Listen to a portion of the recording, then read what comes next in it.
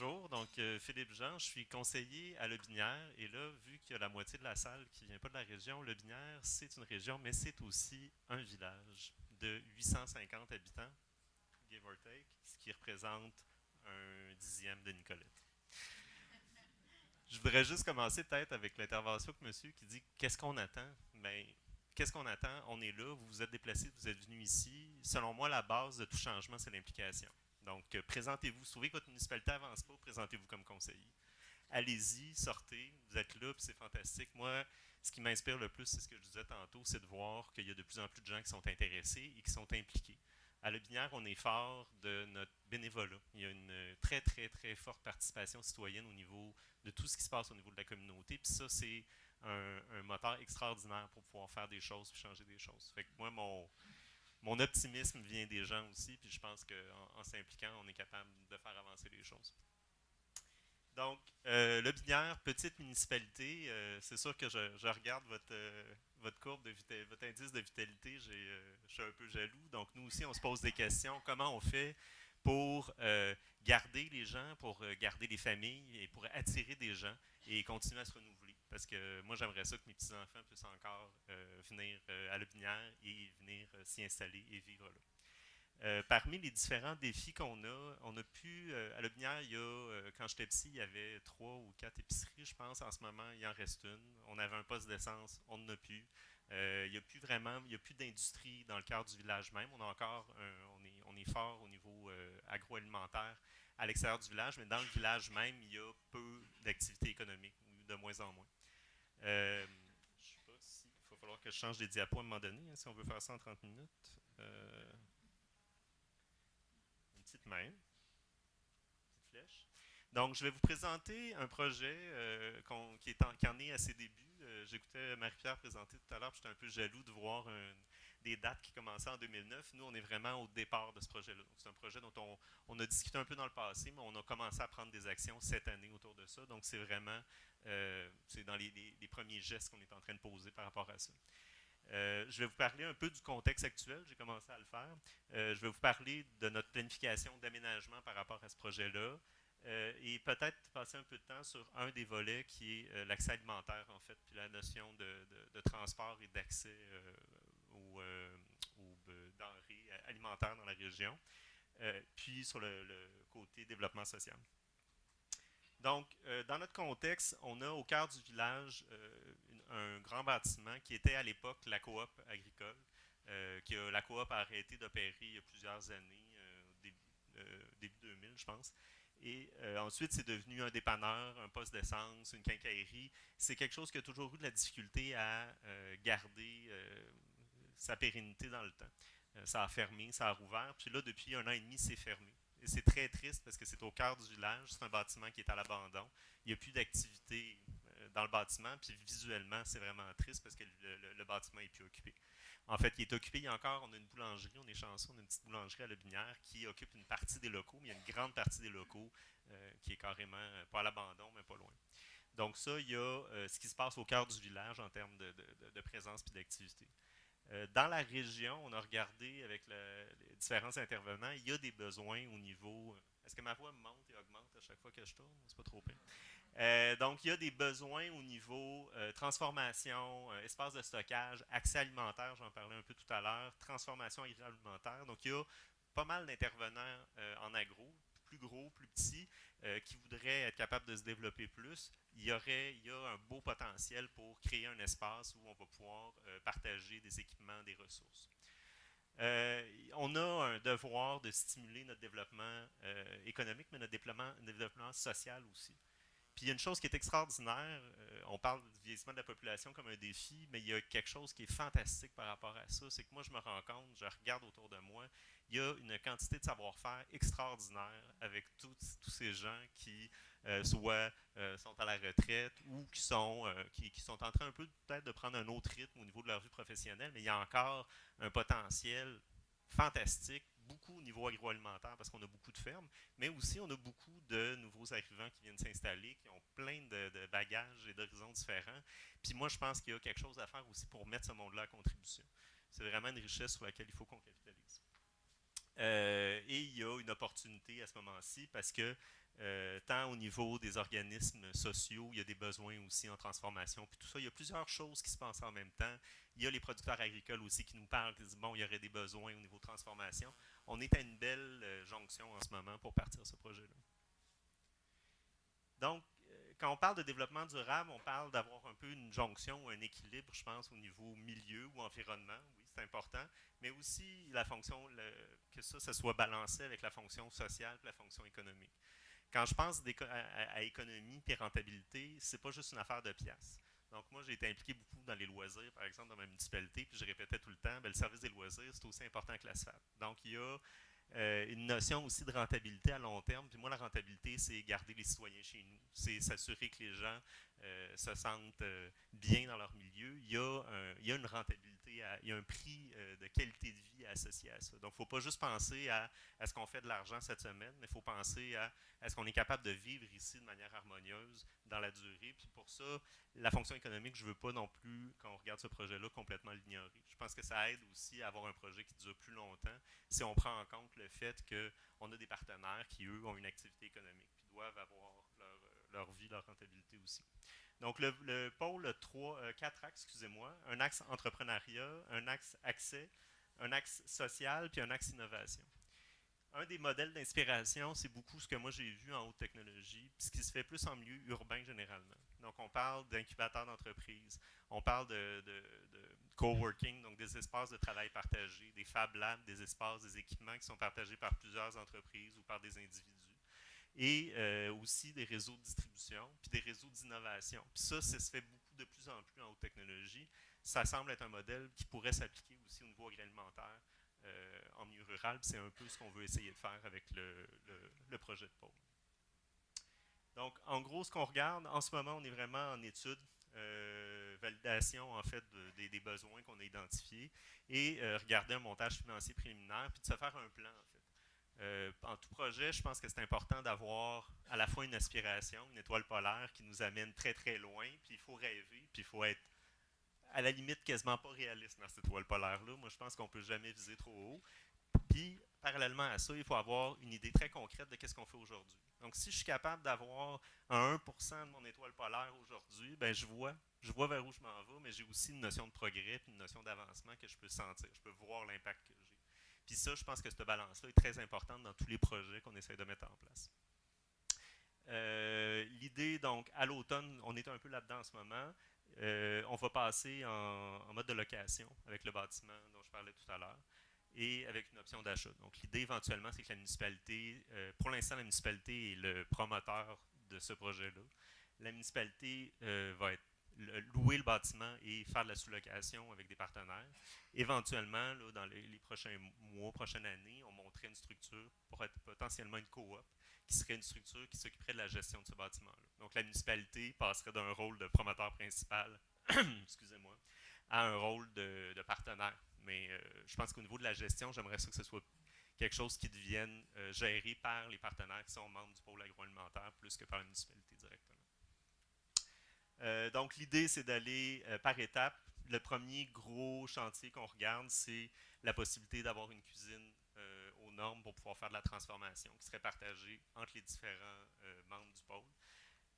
Éventuellement, que cette cuisine-là puisse aussi être utilisée par la communauté pour faire de la cuisine collective puis des activités avec les fermières, les différents groupes qui sont dans la localité. Éventuellement, les prochaines étapes, espace de bureau qui pourrait être partagé par les différents membres. L'étape d'après, ce serait d'aller vers une plateforme de distribution. Je vais en parler un peu plus tard, mais permettre d'améliorer l'accès alimentaire à la fois pour les gens qui sont dans des déserts alimentaires puis qui n'ont pas nécessairement accès à des denrées de base dans un rayon raisonnable de chez eux, mais aussi pour promouvoir les produits locaux. Moi, si je veux, chez nous, demain, manger un souper avec juste des choses qui sont faites à l'Aubinière, il faut que je fasse 400 km de voiture dans ma journée. Puis ça, ben, c'est plate. J'ai ni l'envie de brûler 400 km de gaz, ni le temps de passer une journée à faire mon épicerie. Il y a des solutions qui existent pour ça. C'est des solutions, des modèles. Je ne sais pas si vous connaissez les fermes Loufa, par exemple, à Montréal. Il y a des possibilités. On pourrait mettre en commun de la distribution, de l'impartition, avoir des systèmes de commande. C'est des choses qui sont possibles. Il y a beaucoup, beaucoup de choses qui se font dans la région. Donc ça, l'accès, je pense, à la fois avec une fonction qui pourrait être génératrice de profit pour alimenter les autres aspects du pôle, puis à la fois utiliser le même réseau pour améliorer l'accès avec les gens qui sont plus en besoin par rapport à leur panier d'épicerie. L'idée, en fait, ça c'est un peu le schéma de notre bâtiment.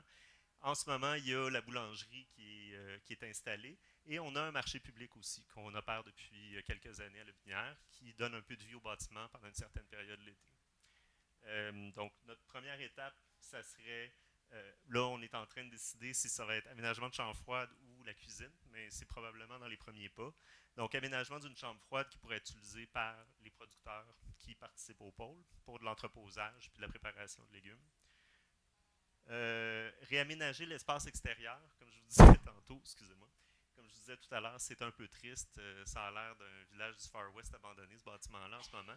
Donc, un peu de repimper le bâtiment puis donner un peu plus de vie à ça, entre autres pour que l'été, ça soit plus agréable pour le marché public, mais éventuellement que ça devienne aussi un lieu de socialisation un peu plus étendu. Ça l'est déjà un peu avec la boulangerie. On aimerait étendre cette fonction-là. Aménagement d'une cuisine commerciale, donc comme j'en parlais tout à l'heure, une cuisine qui pourrait permettre aux différents membres du pôle de faire de la transformation. Éventuellement aussi, cette cuisine-là servirait d'appui pour, excusez-moi, servirait d'appui aussi pour certains mariages qu'on voudrait faire avec des entreprises sociales. Donc, il y a, par exemple, Aide alimentaire Le Binière, qui est une entreprise qui fait de la distribution de paniers pour les familles.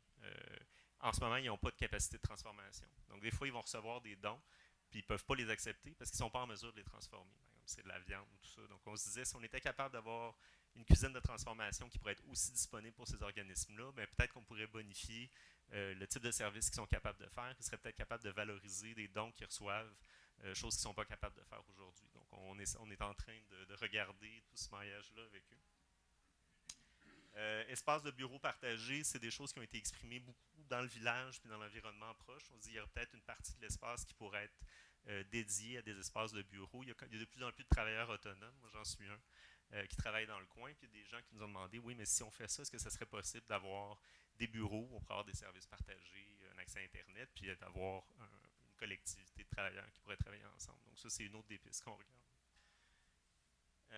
Finalement, c'est un espace qui est commercial avec pignon sur rue. Donc, on se dit, si on est capable d'avoir un réseau de producteurs qui travaillent ensemble, qui ont accès à une usine un espace de transformation, qui ont accès à une chambre froide, pourquoi pas, puis on a déjà le marché public l'été, est-ce qu'éventuellement on pourrait étendre la fonction du marché public et avoir un espace de distribution sur place qui pourrait être disponible, parce qu'on a pignon sur rue. Donc ça, c'est plus tard dans le temps.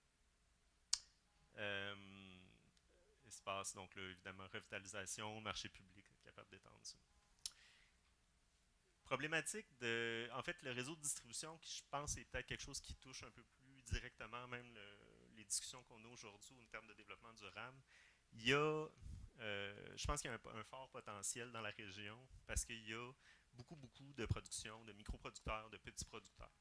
Si on a un espace où on est capable de faire de l'entreposage puis de la transformation, si on est capable de pairer à ça un réseau de cueillette, d'impartition puis de redistribution de paniers, comme ça se fait dans d'autres, comme je parlais des fermes Loufan à Montréal, d'après moi, il y a un potentiel qui est très fort. Le Binière est situé à mi-chemin entre Trois-Rivières et Québec, sur le bord du Saint-Laurent. On est très proche de la MRC de Bécancour. On est quand même à tout le bassin de la MRC de Le Binière. Il y a un bon bassin. Ces deux MRC-là, c'est 55 000 personnes, je pense. Donc, je pense qu'il y a quand même un potentiel assez fort à ce niveau-là pour être capable de dire, bien, si on a un système où on est capable de passer des commandes pour des produits locaux et que le réseau d'accès permet la cueillette directement aux producteurs, l'impartition puis la redistribution de paniers dans des lieux qui sont proches des gens qui participent à ce réseau-là, je pense qu'il y a un potentiel économique qui permettrait aussi de devenir éventuellement un levier de financement pour les autres activités du pôle. Donc ça, c'est encore, on est loin dans le temps, mais c'est des choses qu'on explore sérieusement. Puis je pense que si on est capable d'arriver à mettre ça en place, bien, on va avoir un réseau qui permettrait d'un réseau de cueillette puis de distribution. Donc si par exemple on parle d'une équipe de transport, on concentre en fait le transport des marchandises pour minimiser justement la quantité de gaz qu'on brûle pour avoir notre botte de carottes à la maison. Puis, comme on en parlait, ben, cette plateforme de vente en ligne-là, d'après moi, pourrait exactement la même mécanique de collecte, la même mécanique de distribution, la même plateforme pourrait être utilisée aussi avec des organismes comme Aide alimentaire Le Binière pour permettre la distribution de paniers avec des gens qui ont certains besoins au niveau économique. Le côté social est très important dans cet aspect-là. On avait déjà considéré monter une coop avant ce projet-là. On était plus dans une coop de consommateurs, donc faire partir une coop plus avec les citoyens, au niveau vraiment avoir un lieu où faire de l'achat en commun, puis tout ça. C'est pas quelque chose qu'on a complètement oublié, mais là, le projet serait vraiment de faire une coop avec les producteurs. Par contre, le lieu se prête très bien. À la fois, il y a déjà cette fonction-là, un peu avec le marché public et la boulangerie, mais de créer un lieu qui est un lieu d'échange puis de création avec un fort thème agroalimentaire. Donc, d'avoir la possibilité que la cuisine puisse être accessible par les groupes locaux pour faire de la cuisine collective, ça, c'est un des objectifs. D'avoir un lieu aussi d'échange, donc peut-être un lieu qui pourrait servir d'endroit pour de la formation, pour les gens qui veulent apprendre des nouvelles techniques de transformation. On parlait des savoir-faire tantôt, ben, nous, on a les fermières qui sont très actives, il y a du savoir-faire qui ne demande qu'à être transmis, puis il y a des gens qui veulent aussi recevoir ces savoirs-là, donc on aimerait ça que ce lieu-là devienne un lieu d'échange aussi. Puis finalement, il y a des besoins au niveau du travail. Il y a l'intégration au monde professionnel de différents types de clientèle. C'est des choses qu'on regarde avec les producteurs du coin. Si on était capable de leur fournir un peu d'accompagnement, je pense qu'il y aurait un potentiel aussi pour permettre ce genre d'initiative-là, que ces initiatives-là puissent porter et durer plus dans le temps. J'ai l'impression de vous avoir présenté en 18 secondes des choses dont on parle depuis un an. Donc, j'espère que ça fait du sens. C'est très... on est très dans l'étoile polaire avec tout ça.